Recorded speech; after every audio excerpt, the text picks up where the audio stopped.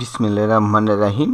Dear learners, আজকে only for কম্পোজিশনের উপরে একটি সাজেশান, সেটি হচ্ছে part suggestion English second paper 2025 সালের পরীক্ষার্থীদের জন্য। এই সাজেশানটিতে টপ 10 সাজেশান অর্থাৎ 10টি টপ লেভেলের কম্পোজিশন থাকবে।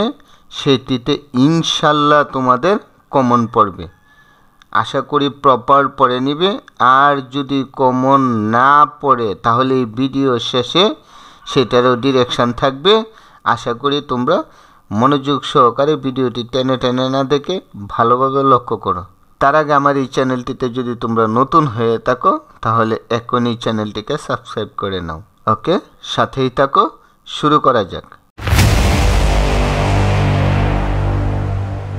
আর কম্পোজিশন কোয়েশ্চেন নাম্বার 14 অর্থাৎ সর্বশেষ কোয়েশ্চেন নাম্বারে 14 নম্বরে থাকবে কম্পোজিশন। তাহলে এই টপ 10 আমি এই 10টি ইম্পর্টেন্ট কম্পোজিশন তোমাদেরকে পড়ে শোনাচ্ছি। Duties of a student, your aim in life, science in everyday life, computer, physical exercise, your childhood memorize, a journey by boat, your favorite game, the season you like most, tree plantation। এই most important 10টি যদি composition তোমরা পড়ো ইনশাল্লাহ সেখান থেকে তোমাদের common পড়বে।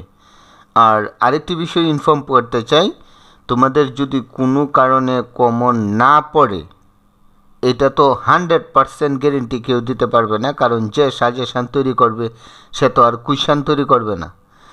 তাই এই ভিডিওর ডেসক্রিপশন বক্সে আমি পর্যায়ক্রমে লিঙ্ক দিয়ে দিব। তাছাড়া কম্পোজিশন কিভাবে লিখতে হয় এবং সহজভাবে বানিয়ে লেখা যায় সেই সিস্টেমের উপরে একটি ভিডিও আছে। তোমরা চাইলে সেইখান থেকে প্লেলিস্ট থেকে তোমরা দেখে নিতে পারো। প্লেলিস্টের নাম হচ্ছে এসএসসি ইংলিশ ওয়াল। সেই প্লেলিস্ট থেকে তোমরা ওই ভিডিওটি দেখে নিও। শুধু কম্পোজিশনের উপরেই না, কোয়েশ্চেন নাম্বার 1 থেকে কোয়েশ্চেন নাম্বার 14 পর্যন্ত প্রত্যেকটারই ভিডিও এই প্লেলিস্টের মধ্যে দেওয়া আছে। আর প্রত্যেকটি পার্ট সাজেশান এবং ভিডিওগুলো সহজেই পেতে ভিডিওটিতে একটি লাইক দিয়ে zero to job English YouTube চ্যানেলটিকে সাবস্ক্রাইব করে বেল আইকনে ক্লিক করে রাখো। ধন্যবাদ সবাইকে। আজ এই পর্যন্তই। Thank you so much. সবাইকে শুভকামনা রইল।